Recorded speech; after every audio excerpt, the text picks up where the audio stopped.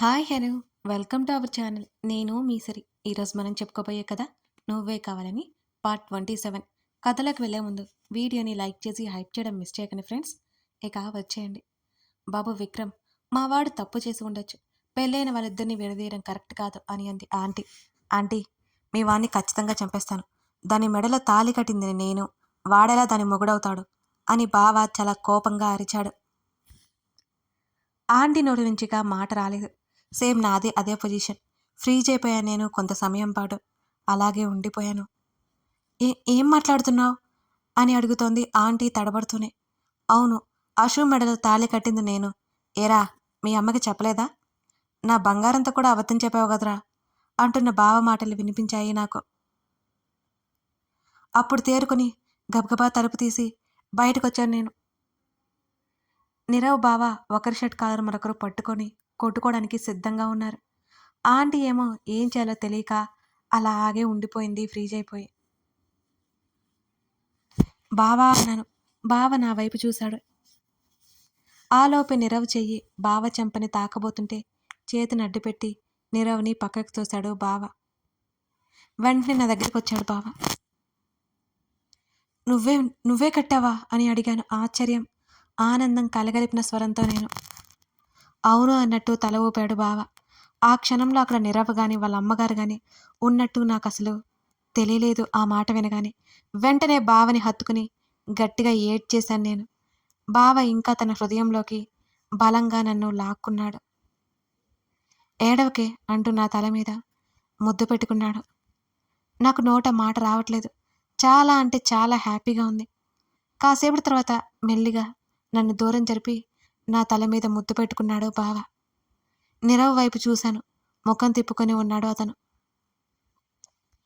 బావా, ఇంటికెళ్దాం పద అంటున్న నన్ను. వెళ్దామనే కదా నేను చెప్పేది అన్నాడు నా చేతిని తన చేత్తో చుట్టేస్తూ బావ. నన్ను క్షమించు అని అంది ఆంటీ. పెద్దవాడి నుంచి అలా అపాలజీ రావడం నాకు కూడా ఇబ్బందిగానే అనిపించింది. ఏం చేయాలి మీ కొడుకుని అని కోపంగా అన్నాడు బావ. ఎందుకు నాన్న ఇలా చేశావు అని ఆవిడ బాధగా నీరవ్ వైపు చూసింది. నువ్వు వెళ్ళడానికి నేను ఒప్పుకోను. అశోక, మర్యాదగా ఇక నుండి వెళ్ళిపో అని అన్నాడు బావని చూస్తూ. మీ వాడి పిచ్చి బాగా ముదిరిందాంటీ అని అన్నాడు బావ. నా చేతిని పట్టుకున్నాడు నీరవ్. అతన్ని చంపేయాలి అనేంత కోపం వస్తోంది నాకు. కనీసం ముఖం చూడాలని కూడా లేదు అతనిది. అంత కోపంగా ఉంది. ఆంటీ నీరవ్ చెంప మీద బలంగా కొట్టింది. వదులు తన చెయ్యి అని అంది ఎంతో కోపంగా. అమ్మా అంటూ బాధగా చూశాడు వాళ్ళ అమ్మగారి వైపు నీరవ్. నేను నిన్ను సరిగ్గా పెంచలేదు నాన్న. ఆంటీ బాధపడింది. మమ్మీ, నీ తర్వాత మాట్లాడతాను అంటూ నా చేతిని వదిలి ఆంటీ వైపు చూశాడు. ఏం మాట్లాడకుండా ఆవిడ కళ్ళు తెరుచుకుంది. ఆమె మాత్రం ఏం చేయగలదు అసలు? నీతో మాట్లాడాలి అని అన్నాడు నా వైపు చూస్తూ నీరవ్. బావని చూశాను నేను. మాట్లాడాలని ఉందా వాడితో అని అడిగాడు. తల అడ్డంగా ఊపాను. ప్లీజ్ బంగారు, ఒకే ఒక్కసారి మాట్లాడినివ్వు అని రిక్వెస్ట్ చేశాడు నీరవ్. ఇంకేం మాట్లాడతావు? ఇప్పటి వరకు నువ్వు చేసింది చాలేదా? నన్ను పెళ్లి చేసుకున్నానని ఎందుకు అబద్ధం చెప్పావు? నీ వల్ల బ్రతికుండగానే చచ్చిపోయాను నేను, తెలుసా అంటూ అతని చొక్కా కాలర్ పట్టుకున్నాను కోపంగా. బావ నా చేతిని మెల్లిగా వదిలాడు. నువ్వు రాషు, నేను కారు దగ్గర ఉంటాను అని అన్నాడు నాతో. వెళ్ళిపోయాడు బావ. ఆంటీ కూడా అక్కడే ఉండిపోయింది. సమాధానం లేదు కదా నీ దగ్గర అంటూ వదిలేశాను అతన్ని విసురుగా. నా 2 చేతులు పట్టుకున్నాడు నీరవ్. ఉంది నా దగ్గర, సమాధానం ఉంది. నేను ఇవన్నీ చేయడానికి కారణం నువ్వంటే నాకు ఇష్టం. నీ మీద నాకు ఉన్న పిచ్చి ప్రేమ అని అన్నాడు నీరవ్ గట్టిగా. ప్రేమ ఉంటే నువ్వు చూపించేదేనా? దాన్ని ఎవరూ ప్రేమ అనరు. నీకు తెలుసా? నీ పేరే వినిపించిన ప్రతి క్షణం ఎలా వణికిపోయేదాన్నో. నిన్ను చూడాలి అంటే నాకు భయం వేసేది. నువ్వు నా ఎదురుగా ఉన్నప్పుడు ఎప్పుడు నువ్వు రాకూడదు అనుకుంటాను. నువ్వు కూడా అంతే కదా, నన్ను టార్చర్ చేస్తూనే ఉన్నావు. నాకు ఇష్టం లేదు అంటున్నా నాతో అన్నీ చేయించావు. నీకు నచ్చినట్లుగా ప్రవర్తించావు అని అన్నాను కన్నీళ్లతోనే మరింత కోపంగా. ఆంటీ ఏం మాట్లాడకుండా మౌనంగా అక్కడి నుంచి వెళ్ళిపోయింది. చూసావు కదా, ఈరోజు మీ అమ్మగారు కూడా మా ముందు తలదించుకోవాల్సిన పరిస్థితి నీ వల్లే వచ్చింది కదా అని గట్టిగా అన్నాను. బంగారు అంటూ నా భుజాలను గట్టిగా పట్టుకున్నాడు నీరవ్. వదులు నన్ను అని కోపంగా అరిచాను నేను. నువ్వంటే నాకు ప్రేమ, పిచ్చి, ఇష్టం అన్నీ. ఈరోజైనా నీతో బిహేవ్ చేశానా? తెలీదా నీకు నా క్యారెక్టర్ ఏంటో అని అరిచాడు నీరవ్. వేరొకరి భార్యని నీ భార్యగా చెప్పుకున్నప్పుడే నీ క్యారెక్టర్ ఏంటో బయటపడిపోయింది అన్నాను నేను ముఖం తిప్పుకుంటూ, ఏమాత్రం తగ్గకుండా. నన్ను విసుగ్గా వెనక్కి వదిలేశాడు నీరవ్. ఈ తాళి నేను కట్టలేదు అన్నప్పుడే నా గుండెలో మంట మొదలైంది. నేను నిన్ను ప్రేమించిన మాత్రం ఆపను. నువ్వు నన్ను ఏమన్నా సరే నాకు కోపం వచ్చిందే కానీ నీ మీద ప్రేమ మాత్రం ఎప్పటికే పోదు. నువ్వు వేరొకరి భార్య అయినా సరే ఐ లవ్ యూ బంగారు అని అంటూ గట్టిగా హత్తుకున్నాడు నన్ను. బలవంతంగా విడిపించుకున్నాను నేను అతన్ని. ఇలాంటి మాటలు చెప్పకు. నువ్వు ఏడిపించి సంతోషపడ్డం నీకు చాలా ఇష్టం కదా, ఆ విషయం నాకు బాగా తెలుసు. అసలు ఎలా ఎలా అనగలుగుతున్నావు? నీకు పిచ్చి పట్టిందా నీకు అని గట్టిగా అరిచాను నేను. ఏది ఆ మాట నా వైపు చూసి చెప్పు అంటున్న అతని గొంతు మెల్లిగా మారిపోయింది. అతని కళ్ళు దీనంగా చూస్తున్నాయి నా వైపు. నేను అతని వేషాలకేం కరిగిపోను. నా ప్రేమ ఏదొక రోజు నీకు అర్థమవుతుంది అని అన్నాడు. అక్కడి నుంచి అతను వెళ్ళిపోతూ. నేనేం పట్టించుకోలేదు. నీరవ్ అంటే ఇప్పుడు నాకు భయం లేదు. అతని గురించి పట్టించుకోవాల్సిన అవసరం కూడా నాకు లేదు. నా లైఫ్లో అతిపెద్ద టార్చర్, అతి భయంకరమైన రోజు ఎప్పటికీ రాకూడదని కోరుకున్నా. ఇప్పుడు నేను నా బావ భార్యని, ఎప్పటికీ బావతోనే ఉంటాను అనుకోగానే హాయిగా అనిపించింది నాకు. అప్పటి వరకు పడ్డ కష్టమంతా పటాపంచలైపోయినట్టయింది. నా మెడలో తాళి కట్టింది నా బావ. ఆ విషయం తలుచుకోగానే సంతోషం పట్టలేకపోయాను నేను. పరిగెత్తుకుంటూ కారు దగ్గరికి వెళ్ళిపోయాను. కారు బయట ఎదురు చూస్తున్నాడు బావ నా కోసం. అమాంతం బావని కౌగిలించుకున్నాను నేను. నేను నీ మీద చాలా కోపంగా ఉన్నాను, దూరం జరగవే అని అన్నాడు బావ. నీ కోపాన్ని నేను భరించడానికి సిద్ధంగా ఉన్నాను బావ అన్నాను బావ ఛాతీ మీద తల వాల్చి. ముందు ఇంటికెళ్దాం పదా అని అన్నాడు బావ. బావ నుంచి దూరం జరగాను. కారులో కూర్చున్నాను. బావ డ్రైవింగ్ సీట్లో కూర్చున్నాడు. అప్రయత్నంగా ఆ ఇంటి వైపు చూసిన నాకు బాల్కనీలో నీరవ్ కనిపించాడు. తన్ని చూడడం కూడా ఇష్టం లేనట్టు వెంటనే చూపు తిప్పేసుకున్నాను. బావ చేతిని చుట్టుకుని బావ భుజం మీద తలవాల్చాను. నానమ్మకి ఎలా ఉంది బావా అని అడిగాను. ఇంటికి తీసుకొచ్చారు అని అన్నాడు బావ. ఎందుకలా సడన్గా హార్ట్ అటాక్ వచ్చింది అని అడిగాను. నువ్వు కనిపించలేదని అన్నాడు బావ. నేనేం మాట్లాడలేకపోయాను. నా వల్ల అందరూ బాధపడాల్సి వచ్చింది అనుకుంటూ. ఎందుకు వెళ్ళిపోయావు అని అన్నాడు కోపంగా. బావా కారాపు అన్నాను.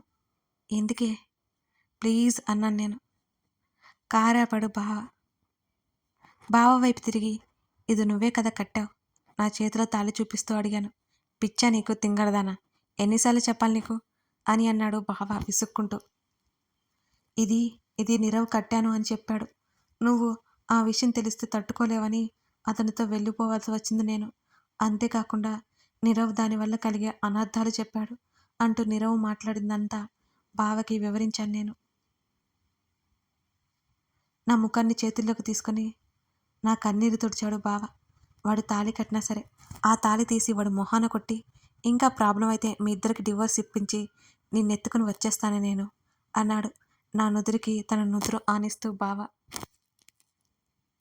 సారీ బావ, నా వల్ల మన కుటుంబం పరువు పోతుందని నేను ఇంటికి రాలేకపోయాను.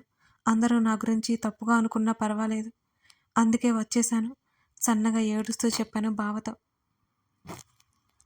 నీకు ఎన్నోసార్లు చెప్పాను, అది మన కుటుంబమే, అందరూ మనవాళ్ళు, నీలో తప్పు వెతకరు, నీ తప్పును సరిదిద్దే మార్గం చూస్తారు అని అన్నాడు నా కళ్ళలోకి చూస్తూ బావ.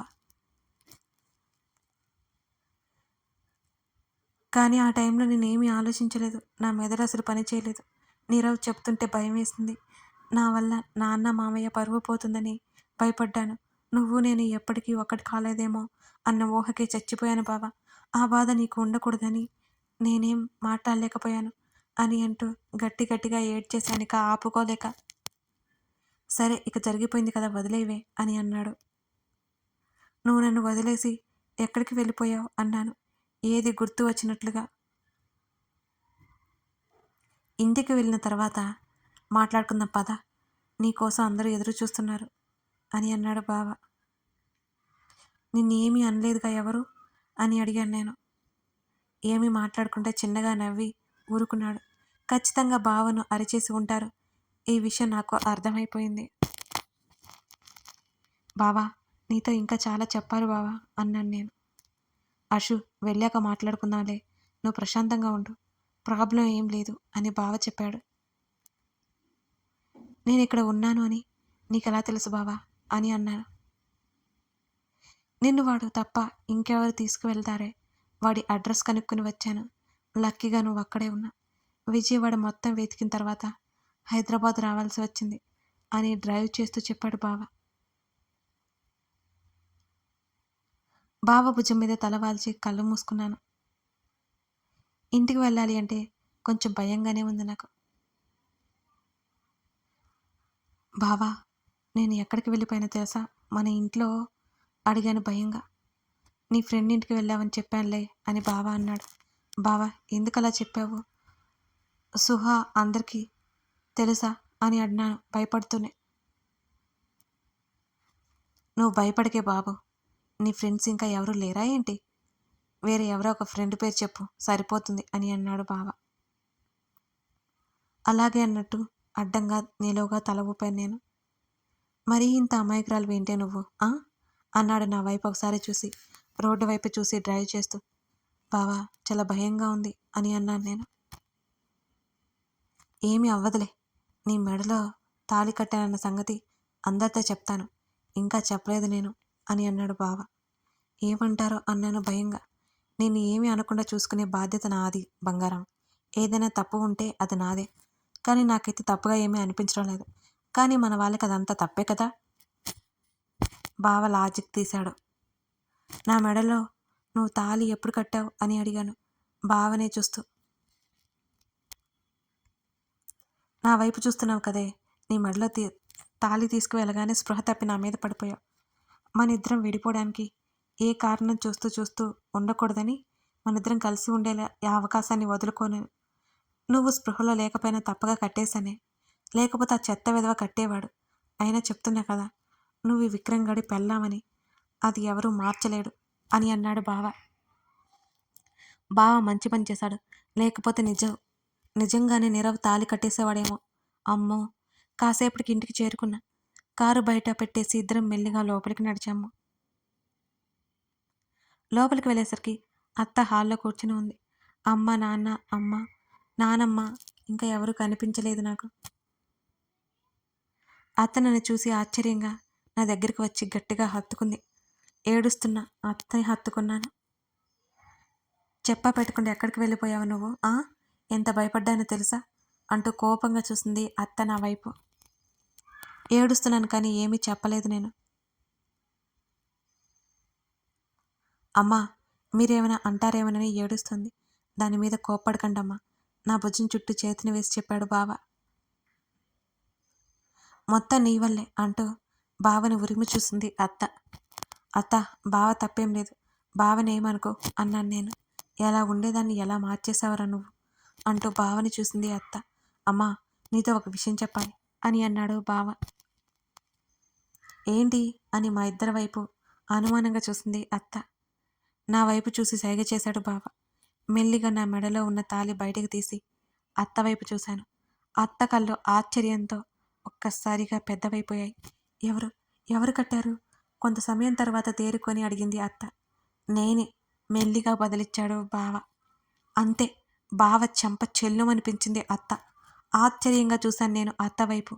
కథ కొనసాగుతుంది. పెళ్ళైతే జరిగిపోయింది. అశోక అయితే వచ్చేసింది. ఇప్పుడు ఇంట్లో వాళ్ళు ఎలా రియాక్ట్ అవ్వబోతున్నారో తెలుసుకుందాం. Thank you.